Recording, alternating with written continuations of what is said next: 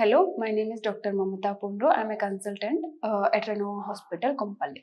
Now I'm going to talk about abortions. అబార్షన్స్ని miscarriages అని కూడా అంటాము. జనరల్గా ఎప్పుడు అబార్షన్ అని పిలవాలి అని అంటే కన్సీవ్ అయినప్పటి నుంచి ఫస్ట్ 20 వీక్స్ ఆఫ్ ది ప్రెగ్నెన్సీలో అబార్షన్ లాగా కన్సిడర్ చేస్తాము. అంటే బేబీకి వయబిలిటీ రానంత వరకు దాన్ని అబార్షన్ లాగా కన్సిడర్ చేస్తాము. Most common causes of the abortion వచ్చేసి ఐదర్ బేబీయే క్రోమోజోమల్గా జెనెటికల్గా అబ్నార్మల్గా ఉన్నప్పుడు స్పాంటేనియస్గా బ్లీడింగ్ అయిపోయి వెళ్ళిపోతుంది.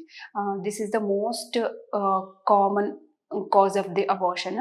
అండ్ ఇది న్యాచురల్గానే దానంతటా అది బేబీని వెళ్ళిపోయేలాగా చేస్తుంది. So that abnormal baby term వరకే వచ్చి డెలివరీ అయ్యి దానికన్నా ఫస్ట్ ట్రైమిస్టర్లోనే అబార్షన్స్ అయిపోవడమే బెటర్. సో మోస్ట్ కాజ్ వచ్చేసి chromosomal abnormalities or genetic abnormalities ఉంటే ఎక్కువగా ఉంటుంది. ఇంకొకటి ఏజ్ ఎక్కువగా ఉండి ప్రెగ్నెన్సీ ప్లాన్ చేసుకునే వాళ్ళలో కూడా ఫస్ట్ ట్రైమిస్టర్ అబార్షన్స్ ఎక్కువగా చూడొచ్చు.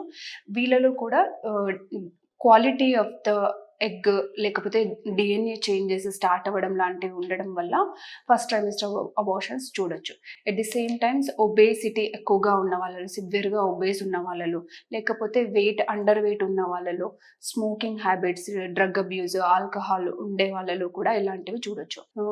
వన్ మోర్ కాజ్ వచ్చేసి any auto immune diseases like systemic lupus erythematosus కావచ్చు, ఆప్లా సిండ్రోమ్ కావచ్చు, క్రానిక్ మెడికల్ కండిషన్స్ ఉన్న వాళ్ళలో BP, sugar, uncontrolled sugar, seizures disorders ఉన్న వాళ్ళలో, లేకపోతే అన్కంట్రోల్డ్ హైపోథైరాయిడిజం ఉన్న వాళ్ళలో, ప్రొలాక్టిన్ హార్మోన్ లెవెల్స్ ఎక్కువగా ఉన్న వాళ్ళలో కూడా ఇలాంటివి చూడొచ్చు.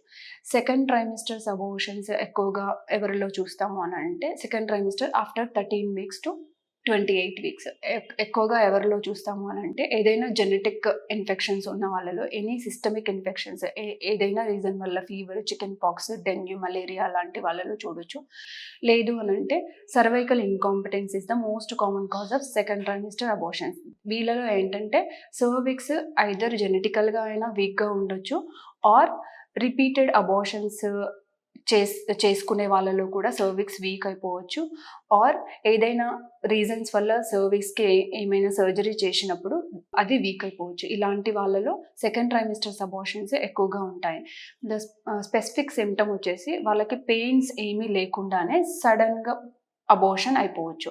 వన్ మోర్ కాజ్ వచ్చేసి యూట్రైన్ అబ్నార్మాలిటీస్ ఏమైనా ఉంటే, అంటే యూట్రైన్ క్యావిటీ లోపల ఏదైనా అబ్స్ట్రక్షన్ ఉంటే లైక్ ఫైబ్రాయిడ్స్ కానివ్వండి, లేకపోతే మధ్యలో అడ్డుగోడలాగా ఉండడం, దాన్ని సెప్టైట్ యూట్రస్ అంటాము. సెప్టైట్ యూట్రస్ ఆర్ బైకార్నేట్ యూట్రస్, లేకపోతే చిన్న గ్రోత్ ఏదైనా ఉండి దాన్ని బేబీ గ్రోత్ని డిస్టర్బ్ చేసే వాళ్ళలో కూడా సెకండ్ ట్రైమిస్టర్ అబార్షన్స్ చూడొచ్చు. బట్ ఇవన్నీ రీజన్స్ ఏమీ లేకపోయినా కూడా కొంతమందిలో అన్నోన్ కాజ్లో కూడా అబార్షన్స్ చూడొచ్చు. అబార్షన్స్లో టైప్స్ వచ్చేసి ఐదర్ స్పాంటేనియస్ అబార్షన్స్, దీంట్లో threatened abortions, incomplete abortion, complete abortion, missed abortion లాగా డివైడ్ చేస్తాము. స్పాంటేనియస్ వచ్చేసి ఏం సిమ్టమ్స్ లేకుండా బ్లీడింగ్ అయిపోయి అబార్షన్ అయిపోవచ్చు. థ్రెటన్డ్ అబార్షన్ అని అంటే బేబీ వయబిలిటీ ఉంటుంది బట్ వాళ్ళకి బ్లీడింగ్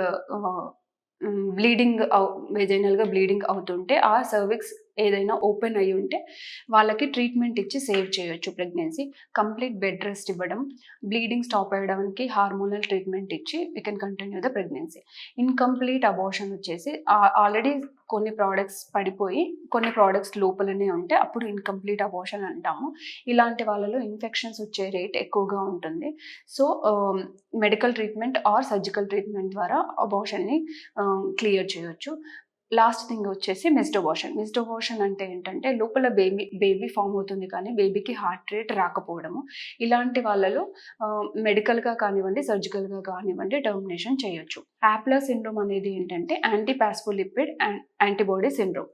దీన్నే అక్వైర్డ్ థ్రాంబోఫిలిక్ డిసార్డర్ అని కూడా అంటారు.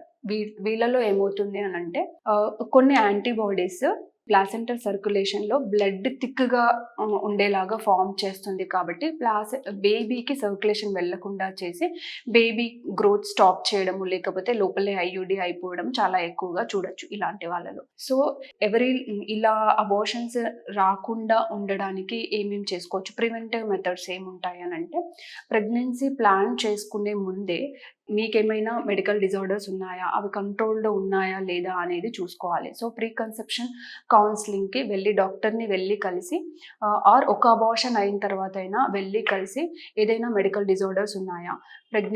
బ్లడ్ టెస్ట్‌లు ఏమైనా చేసుకోవాల్సి వస్తుందా? అన్‌కంట్రోల్డ్ డయాబెటిస్ లేకపోతే ఫిట్స్ ఏదైనా ఉంటే డ్రగ్స్ ఏమైనా చేంజ్ చేసుకోవాలా? అనేది చూసుకోవాలి. And pre conceptional folic acid 5 MG tablet 3 months pregnancy plan చేసుకునే 3 మంత్స్ ముందు నుంచే తీసుకోవడం వల్ల నెక్స్ట్ ప్రెగ్నెన్సీలో అబార్షన్ తక్కువ చేసుకునే ఛాన్స్ ఉండొచ్చు. ఓవర్ వెయిట్ ఉన్న వాళ్ళలో అయితే వెయిట్ కొంచెం కంట్రోల్ చేసుకొని తర్వాత ప్రెగ్నెన్సీ ప్లాన్ చేసుకుంటే బెటర్.